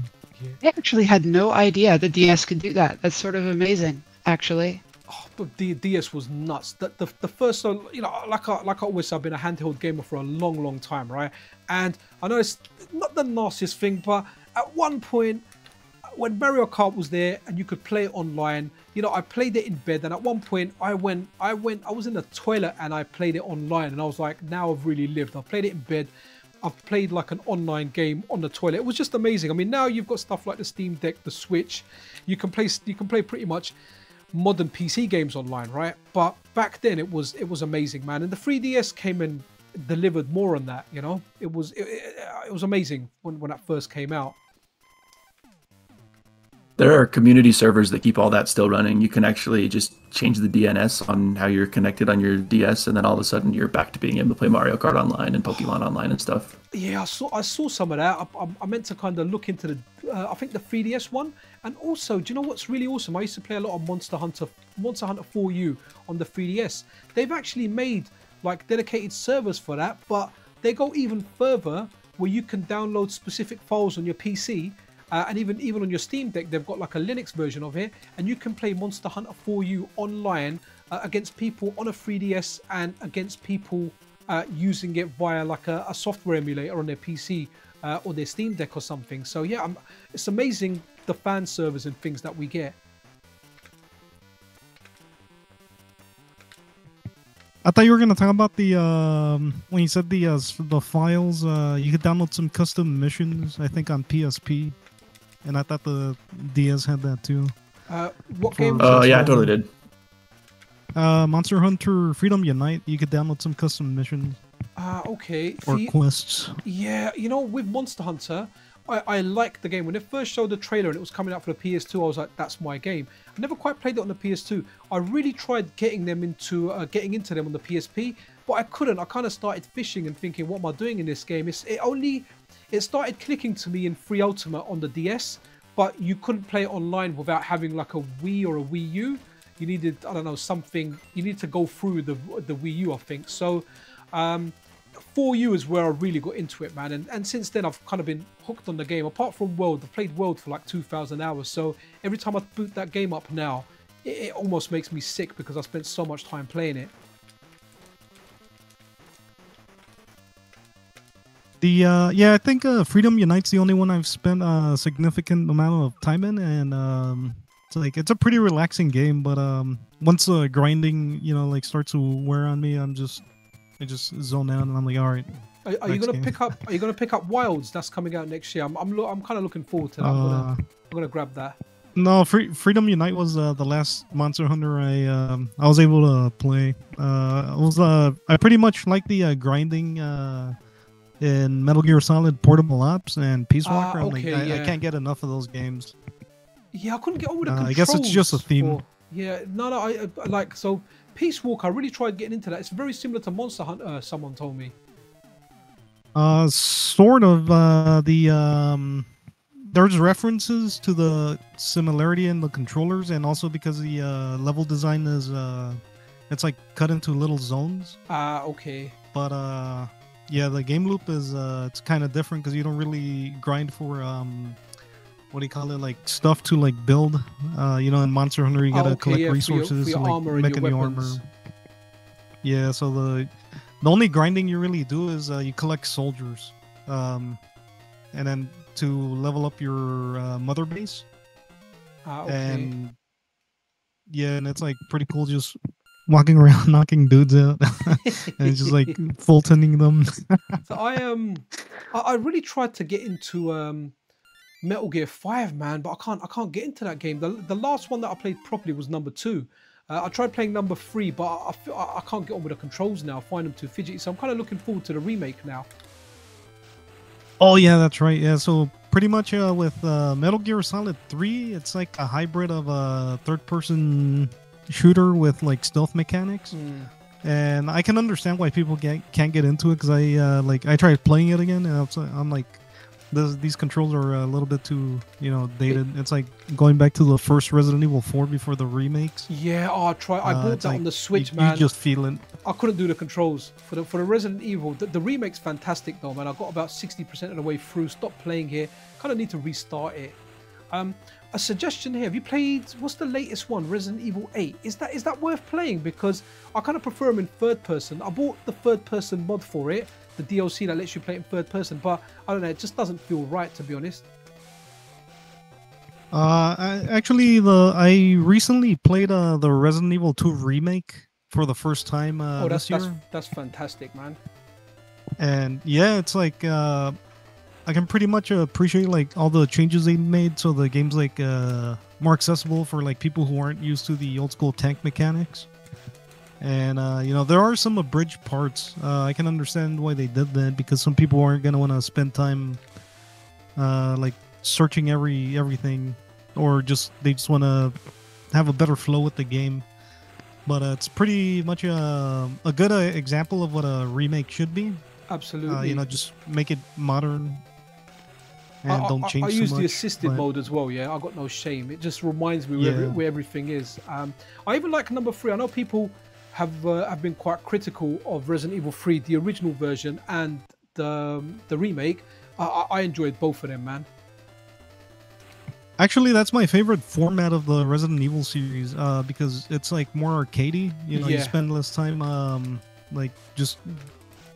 you don't spend hours. The game has a time limit, right? So when Resident Evil Outbreak came out, dude, oh man, dude, I'm like, this is what I want every Resident Evil to be. But I never played that. That was the multiplayer one, right? Yeah, it had multiplayer, but you could also play single player with like bots. A lot of people didn't like them. I remember I'm already having flashbacks. It's just that when you play it by yourself, the bots don't really they're not smart, so you gotta kind of funnel them into like a certain way. Okay. What about? It's intended for multiplayer. Did you play the Gun Survivor games? The PS1 version was one of the reasons on the MiSTer.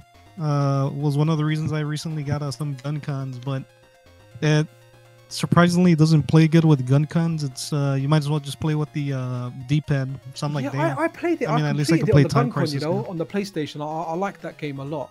I like the Survivor a lot. I don't think I played the PS2 one. I think there was one for the PS2 as well.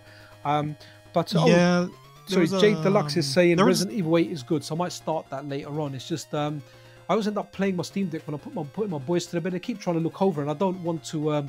I don't want they're 8 and 10, so I don't want them looking at like stuff like Resident Evil, you know. So I end up playing bloody PG games around them. Yeah. Oh yeah. The there are several GunCon games on the PS2 for Resident Evil. There's Code Veronica and Is it a Code Veronica sub game? Yeah, because Code Veronica, I know it as, you know, the Dreamcast, the normal survival type tank controls and whatnot. yeah, there's a Resident Evil Survivor Code Veronica, and then there's yes, another yes. one, Dead Aim. Okay. That's the one I was thinking of. Yeah, I haven't played those actually, so I don't know. Has anyone actually Kit or, you know, Lemonese, has anyone actually tried the Sindel light gun yet? Has anyone set one up on the MiSTer? I have not, but it is something that I'd like to do when I have the time to pull apart all my wires. Okay, yeah, I think that's something so I might invest in. I don't know about all of you, but I am I'm sort of tragically bad at organizing controllers and things like that. And so they inevitably end up in a plastic container in the basement as like this giant sort of spaghetti ball of cables. It's really, I think it might actually give an IT person a heart attack. I'm in the same boat. I had that same problem. Sorry, go ahead, Cannibal. Oh no. That was I'm like I had Okay. the same. I just threw all my controllers into a bin. I had that exact same problem, and recently, for past, I'd say month or so, I bought some just like generic Ziploc bags, and I put all my controllers by type into those, and then didn't change anything. Just threw them all back in the bin, just in their own bags, and that has been very effective so far. You know, I try. Periodically, I'll go through and I'll take like hair ties and kind of like bundle up the wires so they don't get tangled. But oh, go on. Sorry, not hair ties. Like, I mean, like absolutely everything is in its own bag, zipped up. So that way there's nothing that can tangle. Even though it's totally loose, I'm the same way. I don't want to like be the kind of guy that winds up all the time and really like takes all that effort. Just shove it back into the bag and let it be its own rat's nest. But then they don't kind of combine the Rat King. It's great. That's actually a very clever idea, because like it is too much work to put the hair ties on, and the inevitable way that it goes is that I'll be done with it and it will sit there for a month and a half, and then I'll get tired of seeing it, and so I'm like, this has to go, and I'll just yank it out and throw it in the box without properly re-fixing it. So if it has a bag, I think that is like a low effort enough option to kind of solve the problem. Yeah, and it's just like a toss it bag, nothing special. Go ahead. Yeah, I think I don't know if it was you, but somebody posted like how well organized they got like a box with like cables, individual cables in each baggie. I'm like, oh, that's a pretty good idea. I never got around to like setting that up though. So it's pretty organized. You just label the bag. It's like all VGA cable or DVI, whatever. And then I don't know if it was you who posted that picture. Might as well ask right now. I think I was asking around and someone else mentioned it, and I've been like implementing it since then in my own like as minimal effort as I can make it way, and it's been working great. So I'm starting to preach it. Yeah, I should try that. Let's see. Wiring Horror Stories is the title of the podcast, huh? Okay. Back to the original topic. Go. My gun lives in a box like that, so I haven't dug it out. Do you know what? My wife, right? You can give her one pair of headphones. 20 seconds later, there's like 50 knots in there. I don't get it. I tell her, look, they're expensive, like earphones. Like, she somehow managed to get AirPods which don't have a wire tangled up. That's how bad she is. But I generally, the controllers that I'll keep them organized. I've got stickers on all the dongles, so I know which ones they are, so they don't get confused. I've got them in there. However, in my shed, I have like the box of shame, where there's a plastic box with everything just kind of dumped in there. If I need to get into it, which is very rare, I'll go in there. But the ones that I do use, yeah, I like to keep them neat. If they're around the place, they bug me. The only thing I've got that's untidy here is because of the capturing and the equipment that I've got in the bedroom. I've got like some wires around the screens, but to be honest, I can't really do much with them.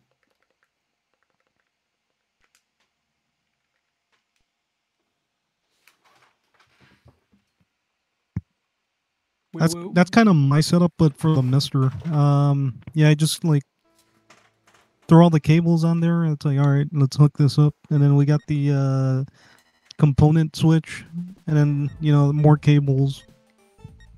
Sometimes I want to switch from on the MiSTer. I like to switch between composite and component, so I'm like, oh, more wires getting tangled up. Dang, I gotta find this cable now. Nope, I can't find it. Honestly, the lack of wires is probably like way up there in the reasons that I love MiSTer, because I used to have like all the modded consoles before MiSTer, and the wiring setup was just, it was beyond hope. It was just like all these thick SCART cables. Like, I don't miss that one bit. Yeah, definitely. Yeah, I almost went the hardware modded way before I got the MiSTer. One Hana Tacos is in here. He knows a little bit about the story. So I had a laser active.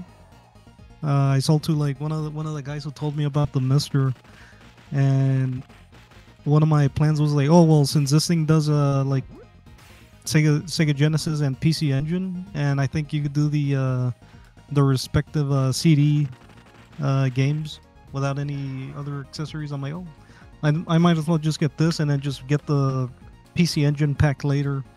But since I couldn't fix it, I didn't know how to. I still don't know how to solder. There was like a bunch of transistors or capacitors you gotta recap, and so I just ended up selling it. And the guy I sold it to, he told me about the MiSTer. That's how I got that. Otherwise, I would have had like modded consoles. Okay. One thing on the PC Engine core, right? Why is it the sound is very, very low on that compared to like other cores? I could answer that. So the reason that the sound is lower on that is because the PC Engine has lots of audio channels.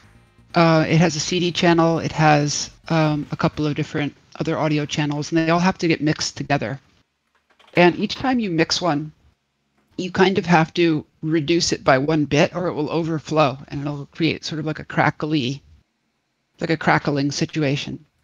And so because it has so many channels, if you're only using one of those channels at a time, it ends up being kind of low, pretty much. That's why it has like the boost options and things.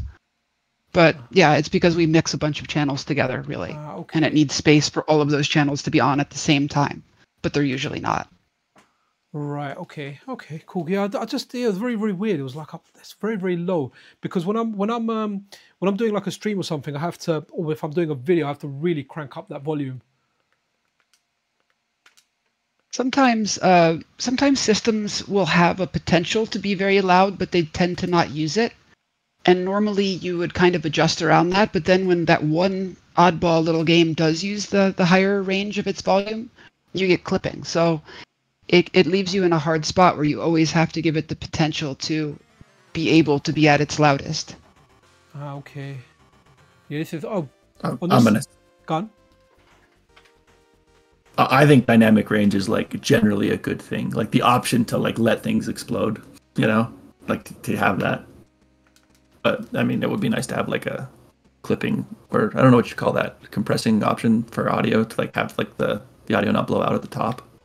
Am I mistaken in that it doesn't have a compression option? I thought it did have one to like boost the volume.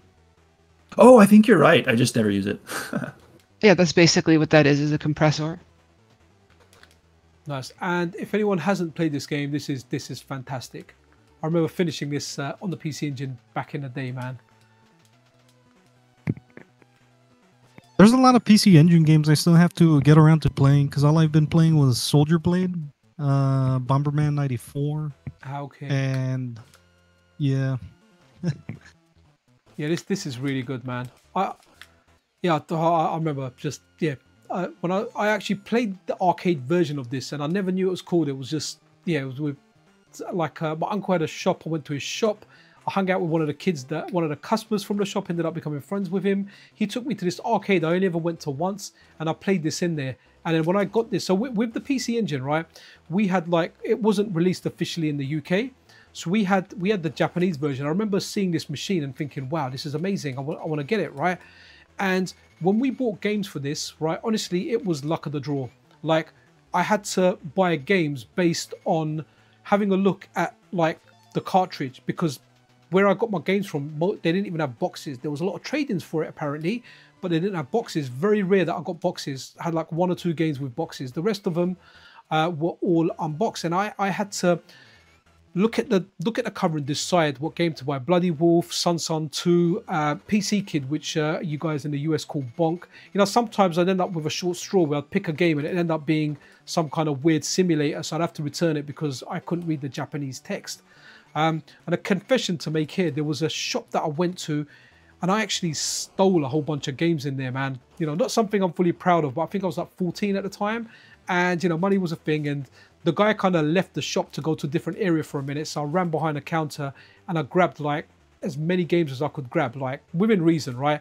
And I hid them in the shop, so if they discovered it while I was in the shop, I didn't have them on me, and before I left the shop I quickly grabbed them and went out. Yeah, so that was a little bit of dodginess back in my dodgy days, and I ended up with like a whole bunch of PC Engine games, and one of the games in that pile there was Jackie Chan's Action Kung Fu. And just a disclaimer here, guys, you know, if any of you guys don't commit crimes, it's not good.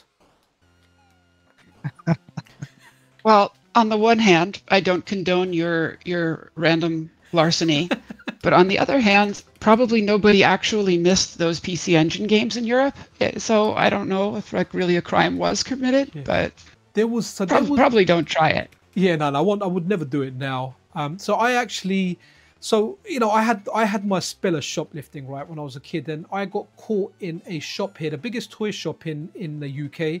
It's a shop called Hamley's, and it was just rubbish stuff. I remember one of the items that I nicked was a Michael Jackson keyring because my sister was a massive Michael Jackson fan, so I got that for her. And then for my younger brothers, I got these wobbly pencils with like monsters on them. So it was just random stuff. And when I got caught after that, yeah, that kind of set me down the straight and narrow. You know, it was I expected my mum to beat me, but she didn't beat me, and that's what made it really bad, right? It was, I would have rather got beaten and then something happened. It was just a disappointment. So, you know, since then, you know, I changed my ways in the ways of shoplifting anyway. But, you know, I went through that phase when I was young.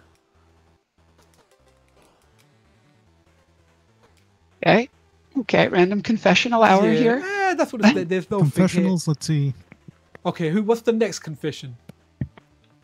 The next confession is I stared at somebody wrong. I don't know. I don't really like Genesis games. The only Genesis games I've ever enjoyed were homebrew. Oh my god! Like, what's your favorite homebrew game, dude? There's like so many. Cave Story probably has a. Oh yeah, Cave Story is pretty good. Is that where it started? Or no, it started on the PC, but someone ported it to the Genesis and it works really well, and then I can play it on my MiSTer and have it be like basically the optimal experience. I think there's a couple of slowdown spots, but otherwise I think it's like my favorite way to play it. I have a confession. Go. So I once played Kaboom for 2 hours, and I kind of enjoyed it. What is Kaboom? It's an Atari 2600 paddle game. Ah, okay. Yeah, 2 hours you'd have sounds to like enjoy a guilty it. pleasure. I'm gonna have some of those. So in regard to Mega Drive games, right? See, growing up, I was more Team Super Nintendo. That's the direction I went in, right? But, you know, when I got older, I really do like a lot of Mega Drive games, man. There's a lot of pick up and play, like arcade, just kind of fun games to play on there, man. But when I was younger, I definitely preferred Super Nintendo. I probably still prefer Super Nintendo, but I do like the Mega Drive a lot. The best Mega Drive game that came out recently is Xeno Crisis. We know it's been ported to other consoles, but that's like probably the best recent game that's been released for it. So how does that work? Because obviously on the SNES you've got Smash TV type of controls. On the Switch you've got, you know, 2 analog sticks if that's what you want. But how does it work on the Mega Drive? Do you have to use the 6-button controller and you've got... Yeah, so like if you're using a 3-button controller, basically you're not allowed to, you know, move and shoot and hold your aiming in the same direction. So okay, that'll make it difficult. It plays kind of like Bloody Wolf. Think about it that way. The way you gotta shoot. But those ones you're more in arenas, so you definitely want to lock your shot. Whereas Bloody Wolf, yeah, the levels are a little bit different.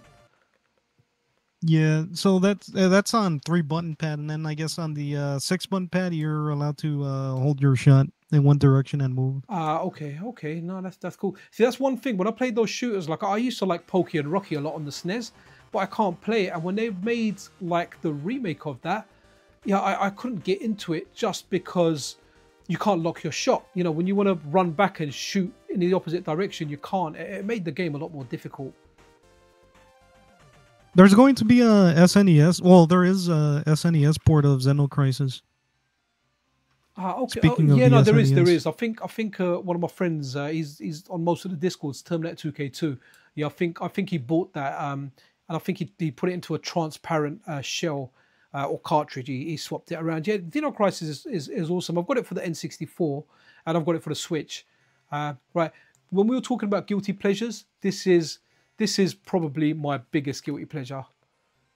It's terrible, but I love this game. Obviously, the arcade version is what I really liked. I like these kind of games on the PC Engine. There's one on when I played for the first time on the MiSTer. It's called Madu something Grandzord.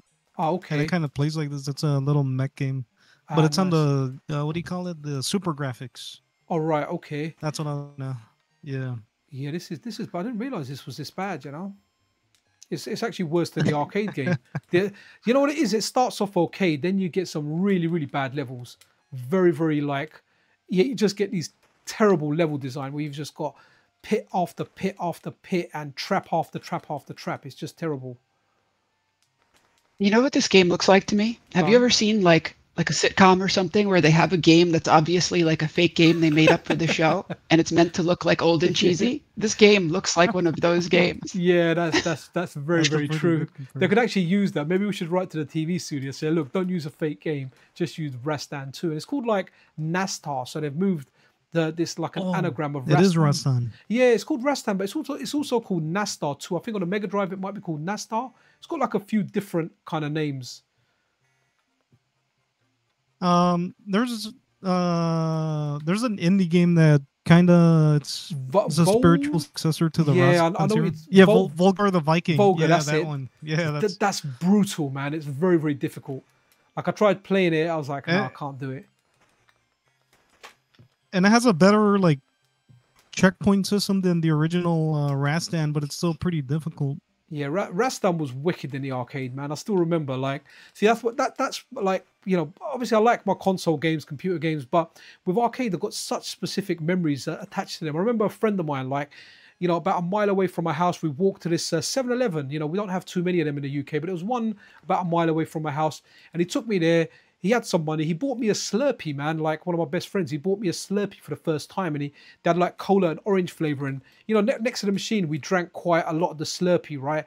And then we filled it up. We moved over to the Rastan arcade machine. We played it. It was a magical experience. You know, that was the original Rastan that I played, and first time I had a Slurpee. And that's why arcade games, like, I have a lot more memories attached to them than console games. You know.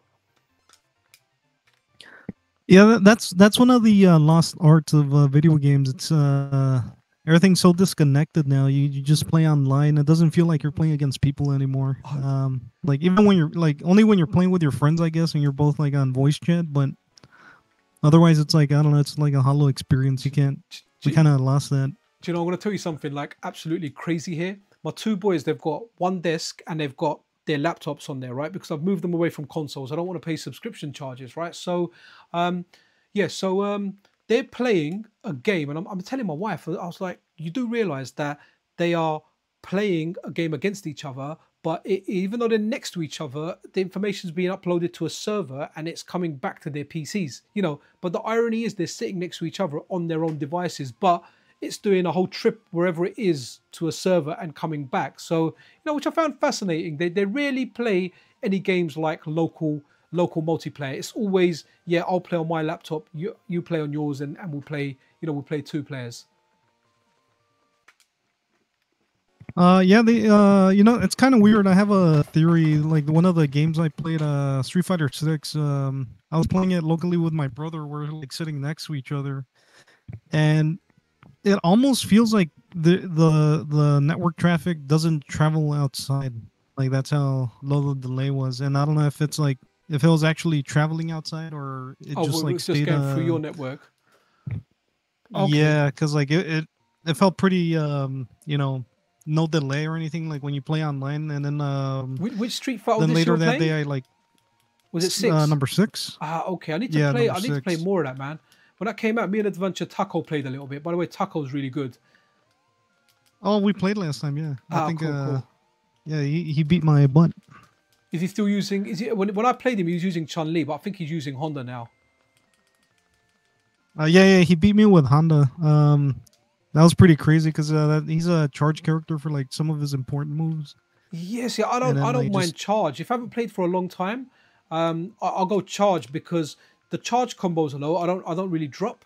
But motion combos, I'll end up dropping some if I haven't played for a long time. In fact, a lot of my muscle memory's gone for combos.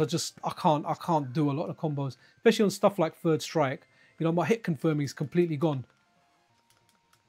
Yeah. Oh, J Deluxe said got ran over by a Honda Civic. Frowny face. What's that? In the text chat. Okay, he must have. Do you know? It would have been better to put the text chat for Discord up there. I'll do that next time because it's a little bit more lively than the Twitch one. I'm not so much on Twitch. So this game here, the translation, I had this on the PC Engine and I didn't know what any of the stuff was. But here you go. You can buy an item that lets you smash walls, and you can only smash walls if you buy the item. It's not like the wall reveals itself or anything like that. But an interesting story about this game was we used to collect shopping trolleys, right? So in order to hire a shopping trolley from the supermarket, you'd have to deposit £1, and then when you leave, you get your £1 back out. I don't know if you guys have got the same system in the USA, but yeah, that's kind of like what we had. I remember on one day, me and my brother found like 9 trolleys, or 9 or 10 or 11, whatever it was, whatever the price was. And I remember going to Notting Hill Gate and picking up this game, Sun 2. You know, it was like one day hustling, finding people that had taken a supermarket trolley out of the supermarket. The £1 was in there, and we would take them back to the supermarket and yeah, and take that £1. You know, sometimes we'd get 2 or 3. Me and a friend used to do it all the time. And this day, me and my brother done it. It was a Saturday or something, and we found like a number of trolleys, man. Like I think maybe we had £11 in total. It was like £1 for the train fare, maybe £10 for the game. But yeah, that was magical, man. Oh, I thought you were gonna talk about how this game was supposed to be a different game. No, so this game was. Yeah. Do you know anything about it being different? The only thing I recall of this game was it's based on like the Monkey Magic TV show, and you know I got it and I liked it a lot. I played this a lot, even in Japanese. But it was nice to get a translation of it, right? Just so you could see what some of the items were, and just all the text has changed, and that's one of the things I like about fan translations and ROM hacks and just all the fan stuff that's around, man. I saw somebody play a little bit of this game, and they were talking about how this was supposed to be a different game, but it just turned into this. Well, yeah, I'm trying to remember. Part 1 of this is very, very different. A game called Sun, and it's very, very different. It's like I played this first. When I looked at part 1, it's an arcade. In fact, let's put that on, right? So, because it's a very, very different game, very, very different. Let's look. Let's see. I'm not sure who the developer is on that core. It might be Hotego that done this core, possibly, or someone else. To be honest, I think the vast majority of arcade cores are actually done by Hotego.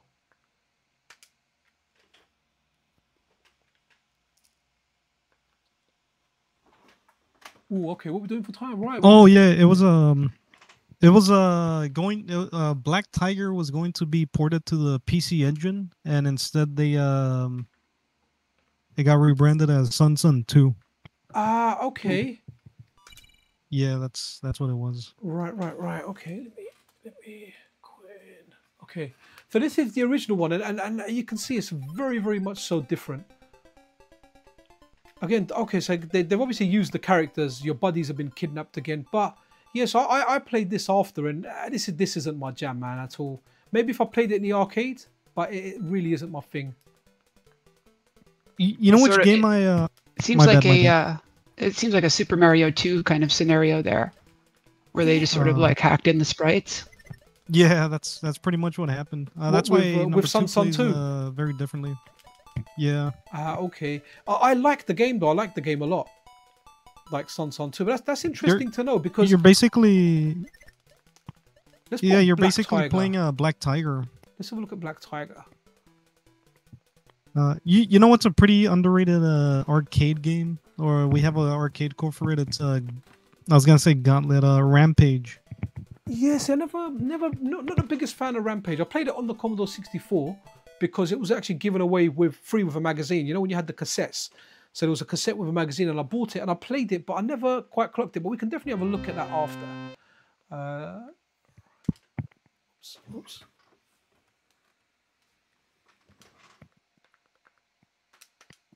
Rampane.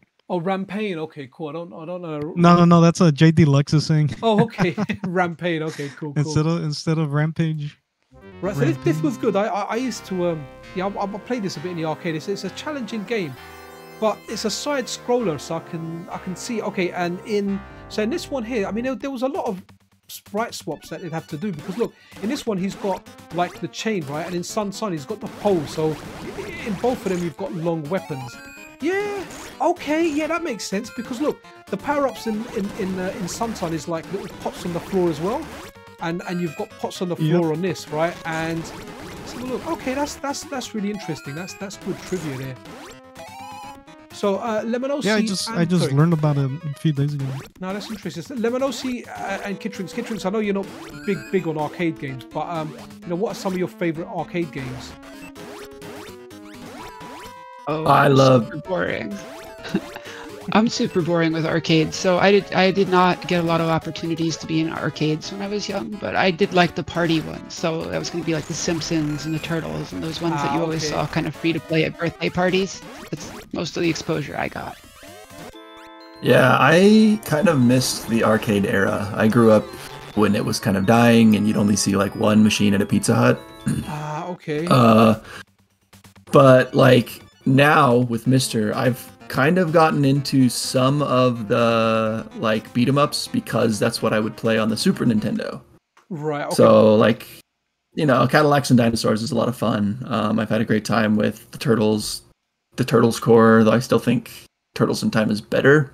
Hopefully, and then beyond that, yeah, I mean, just on the Super Nintendo, I love it. Right. Beyond that, a lot of the Neo Geo games have been really fun. I really like Neo Turf Masters. I think it's like relatively unique as someone who hasn't played a lot of other golf games. So yeah, that's one that I'll pull out at parties and people kind of like engage with it. That's widely considered to be like the best golf game period by many. Yeah. Aside from that, I'll play like the Tetris, the Grandmaster series. I like Tetris a lot, and so that it's almost cheating, right? Like, oh yeah, this is an arcade game. But like, I didn't grow up playing fighters, and they weren't really that hot, except for like Smash. So getting into them now feels really daunting. But I've given it like, you know, just like a couple nights here and there, just kind of attempted and see if I could like develop some kind of like sense of what is skill. Okay. Well, they were designed to guzzle your money, weren't they? So that's the mechanic. I mean, when I see people 1cc stuff, yes, I consider that very skillful. And I don't count the Street Fighter games as 1cc, but you know, if you can do like a beat 'em up, a side scroller, some of the stuff you see people do is just amazing, man. Like amazing. Like I don't, you know, I'll just keep pumping in coins and yeah, just play. I mean, I'll try and play well, but you know, you just press a button to get a coin. It's not really costing you money now. So quick aside, is this game interlaced? Is that why it's flickering like that? Oh, I don't know, you know. I shouldn't have anything on. Okay. The interlace high res. Probably switch on that. There you go. Nice. Perfect. Okay. Let me save it for this core because if I ever go back to it. Again, like I love this minimal approach to MiSTer, man. Just very simple. Just a great menu on there, man. Like if there was a front end to this, I would never pick it. I just want the simplicity. It's like so a user interface is like a joke. If you have to explain it, it's not that good.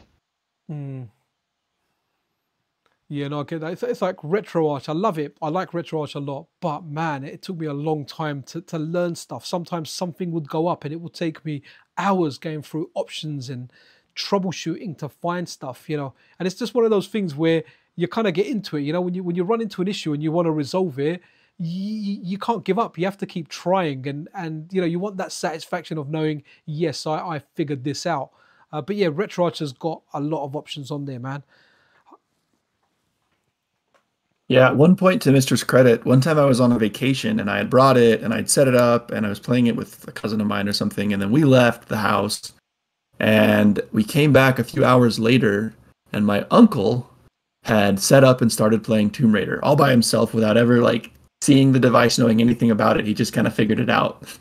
So I think that suggests that at some level, like absolute newbies can figure this stuff out. It can look a little daunting just because it kind of has that like that 240p text that looks like you're going to break something if you touch it the wrong way. But at the end of the day, it's not that hard. If you can figure out what a core is, like everything else about the menu kind of follows. Right. What's your favorite font? Oh, my bad. Oh, I was just going to say, I think that the worst case scenario is that you just don't have it really optimized. Like if you just plug in a MiSTer and you happen to have a controller that works easily, like an Xbox controller, it's kind of plug and play. Now, it's not going to be like the ideal resolution, but for the most part, you're going to open any core and it'll kind of just work. You know what I mean? Yeah, I actually think the biggest point of friction is the word core, because I think that's not necessarily intuitive. But as soon as you explain it, like get some level of explanation, then it's like, oh, okay, that makes sense. But before you kind of get the idea of what's going on with this being like, oh, that signifies a unit of hardware, or not necessarily hardware in every case, but you know what I mean, then everything else kind of falls in place. Yeah, it's a system. I mean, it's like you could use the word system, but that can kind of be a little bit confusing. And core is sort of just idiomatic to the general, you know, emulation scene, so it kind of works out.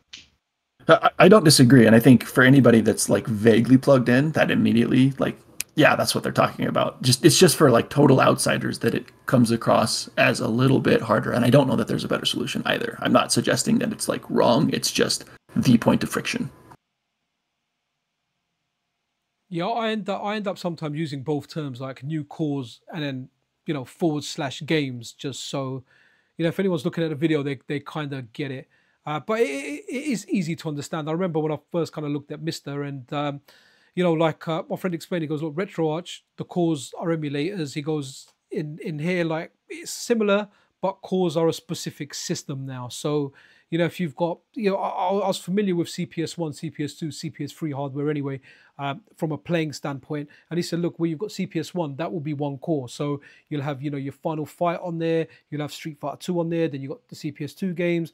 The Neo Geo will be a core. You'll have all the Neo Geo games. But then you've got different systems, which I kind of found out about when I started looking at MiSTer, you know, Namco System 1, Sega System 18, you know, whatever other systems are out there, you're like, okay, cool. And it's interesting because whenever you get a core, different possibilities open up. So with a console, it's super interesting because as soon as you get the core, you've got a massive catalog of games now, right? You know, when Robert done the N64 core, the stage he got it to, you've got the vast majority of games there. Something like the Mega Drive core, you've pretty much got every single Mega Drive game working. But on the arcade side, I find it really interesting because if someone, say for example, like makes Rampage, you can go and look at the arcade hardware and look at what other games use that hardware. Then, you know, those games are now more of a possibility. It's very likely we're going to see them, provided someone wants to take up the work.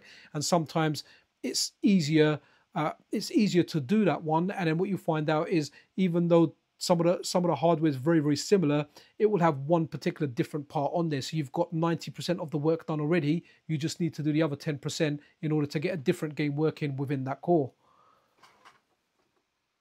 What about for arcade boards that are based on console hardware? Those are still pretty.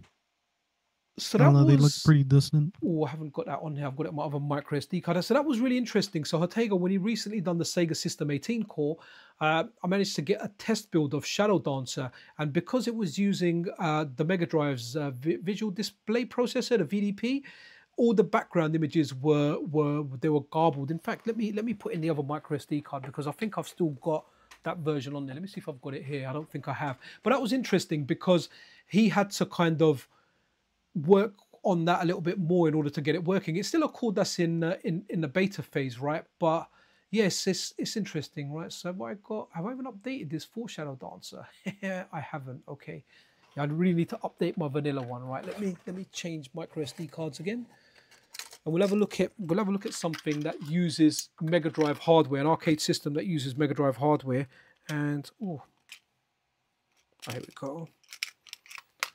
So I've got my micro SD cards color coded, right? I've got a red one for so red, I've always used it for like hot. So the red one is the unstable build and the white one is your vanilla build. It's the same as my Switch. The one with the red Joy-Cons is the one that's hacked.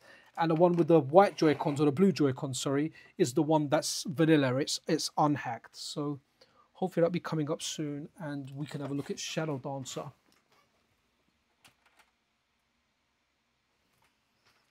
Okay. Right, let's have a look. So I think it's still on here.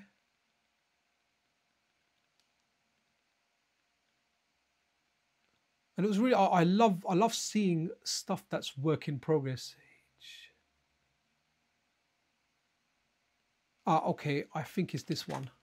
So this is an earlier build of Shadow Dancer, and if oh, okay, what's going on here? Okay, it's taking a while to load.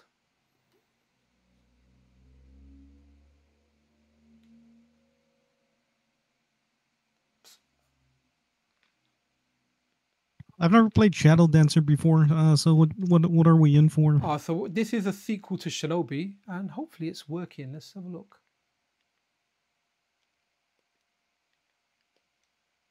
No, okay, maybe running an update. I've done something to it. I can't remember now. Okay, let's run the normal version then. I played Shinobi on the Mega Drive just to compare the dithering effects on composite and component, but I never beat the game. Okay, this is a fantastic game, and I played this a lot in the arcade. It's one of my favorite arcade games of all time. Very, very excited about. Okay.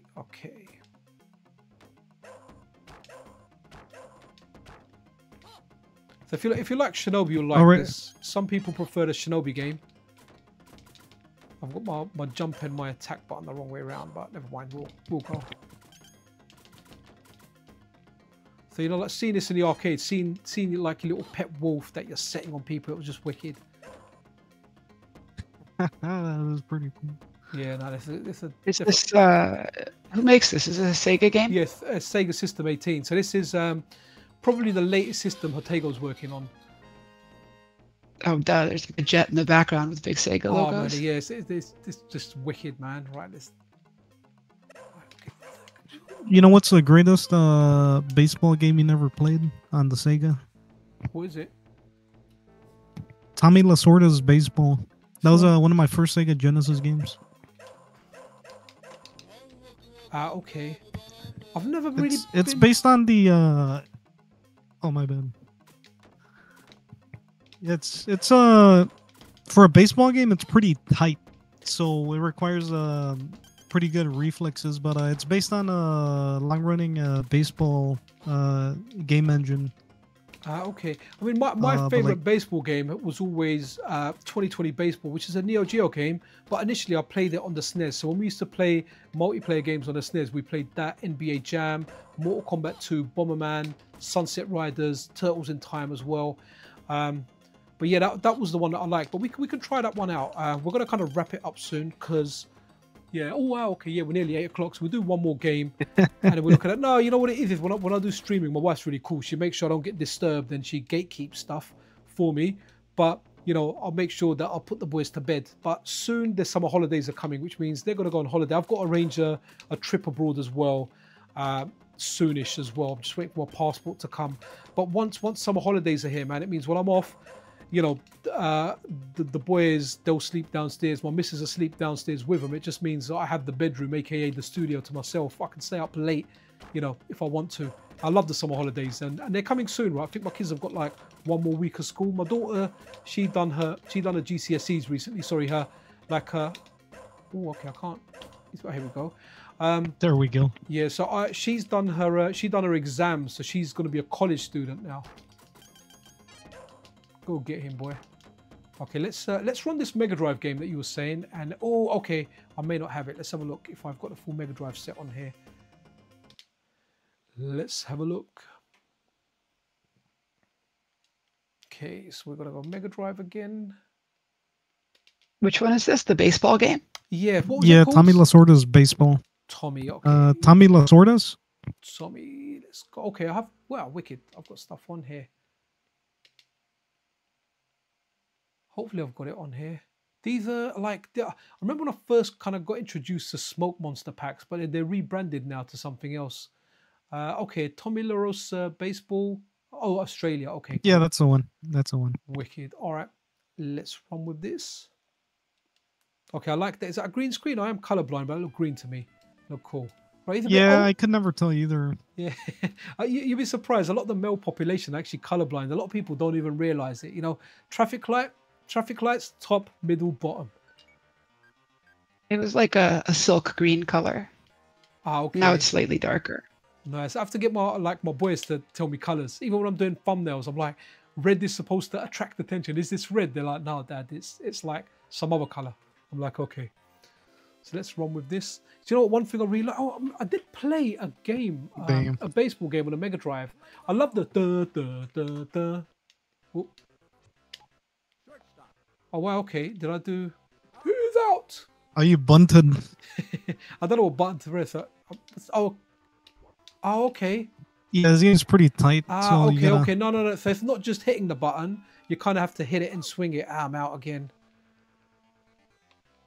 Baseball a thing in the UK?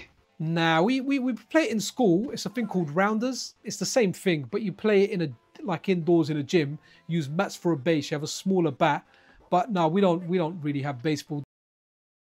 Thanks for stopping by. Let's go on the Discord page. So look, thanks everyone that dropped by. J Deluxe, thanks. Deli Pancakes, hopefully we'll get you on the chat another time. One Huna Tuckles, King James, anyone else that was in previously. Kitrinks, thanks for giving me this opportunity to host this, and thanks for always coming along and making the stream entertaining. Cannibal, Lemanosi, Adventure Taco, guys, thank you very much. Wicked, let's call this a wrap, and until next time, guys, this is Pixel Cherry Ninja and the Funky Bunch out. Peace out. Doodles. Bye. Peace out, guys. Bye. Bye bye.